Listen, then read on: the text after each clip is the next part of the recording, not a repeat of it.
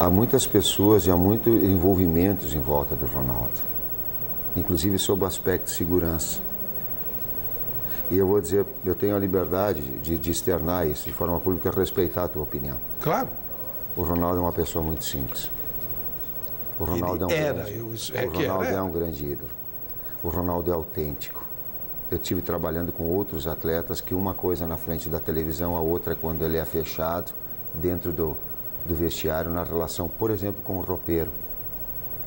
E eu devo, por um dever de justiça, respeitosamente, a tua opinião, claro, dizer assim, ó, o Ronaldo é um cara que todo o roupeiro gosta, e ele nunca falou, mas ele estava dando a sua contribuição para o clube, para o roupeiro, para o técnico, no momento decisivo. E ele veio quando eu cheguei, que estavam 8 jogos sem vencer, dizer, ele, Tite, nós precisamos de confiança.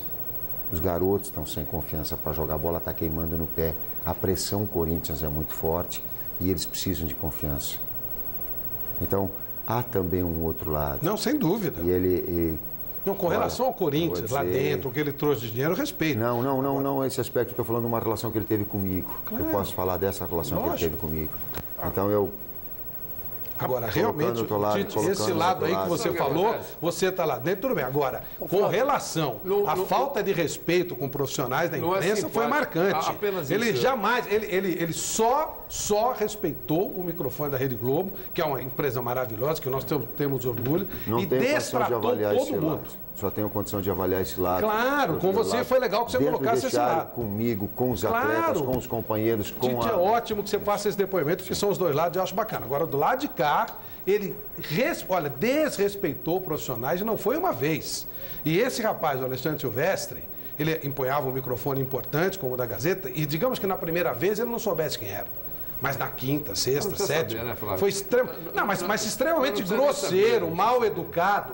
Ele teve um relacionamento com você, Vanderlei Nogueira, que viu os 15 gols dele em Copas do Mundo, e inclusive com você foi diferente. Então, realmente, isso tem que ser citado. Não é simpático deixar o microfone no ar. Isso é uma operação de marketing importante, é um staff tão grande, tem tantos assessores, uma pessoa pública como o Ronaldo, sempre é cercado de muitos profissionais das mais diversas áreas, né?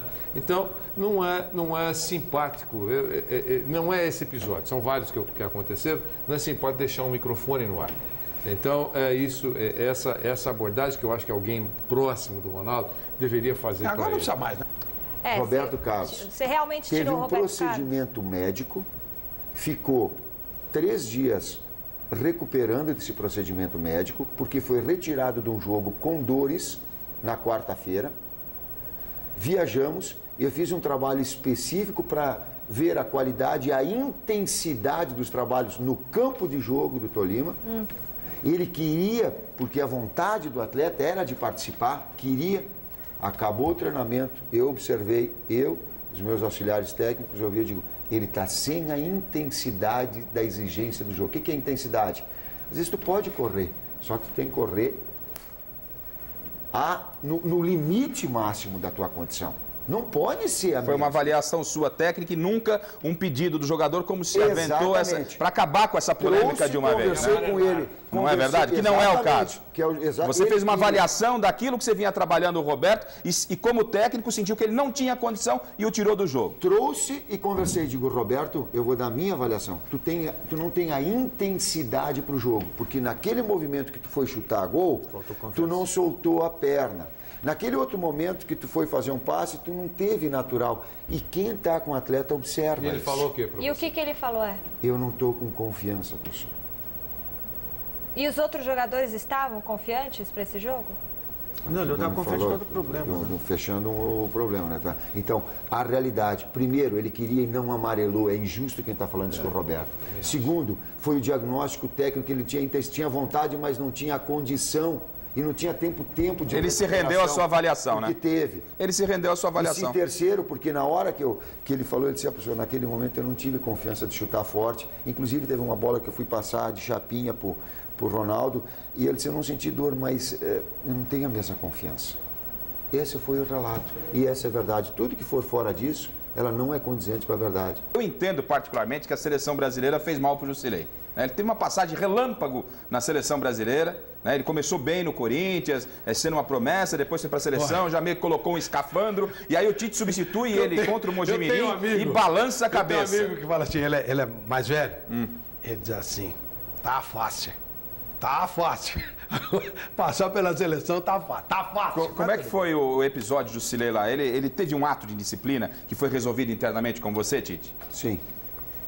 Ele não pode expor a ele nem ao técnico da forma que ele foi. Ele pode ir conversar com o técnico depois. Agora tem um cunho ético da coisa. Claro. E eu coloquei isso para ele. Até porque se a equipe não vence, eu vou ficar exposto. Se a equipe vence, o problema todo ele trouxe para ele. Nem uma coisa nem outra. A responsabilidade ela é de todos. E a manifestação dele é errada. E coloquei isso para ele. Vai conversar com o técnico. Claro. Vai ter a grandeza de falar, por quê? Achei que estava bem. Qual é que é o teu critério? Tem essa liberdade, não é assim? Só que preserve, senão tu expõe toda uma situação. E expõe o clube, expõe o colega que está entrando. Seguido por alguns... Na Grécia você era um semideus também, né? Deus grego. Deus grego? Fico até imaginando você com aquela coroa de flores e tal. Deus foi o Giovanni lá. Não, tive uma passagem muito boa lá, né? Fui muito bem recebido lá. Mas joguei uma temporada só lá, né? Quem tem bastante moral lá é o Giovanni, que conquistou grandes títulos lá e é querido por todos lá.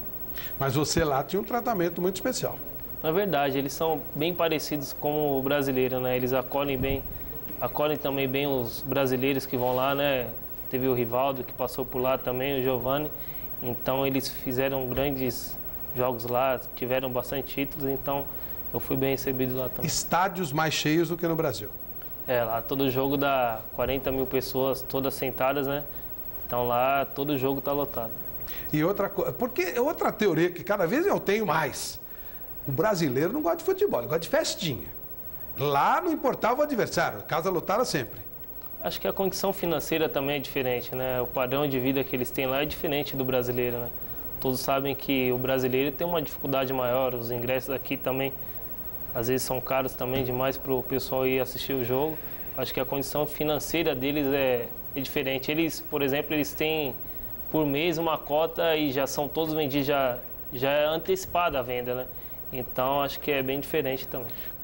Esses últimos 3 jogos, né, nós conseguimos 3 vitórias.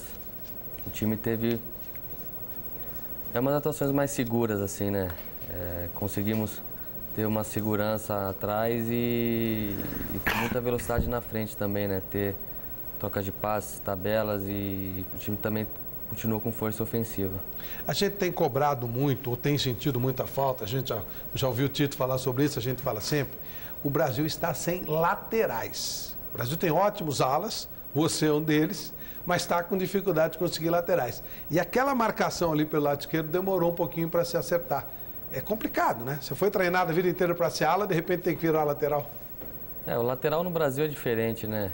O lateral não pode simplesmente ficar ali atrás posicionado, marcando e sair na boa. Você é cobrado a atacar. Então, e os treinadores muitas vezes não querem isso. Querem aquele lateral que fecha a defesa, que compõe o espaço.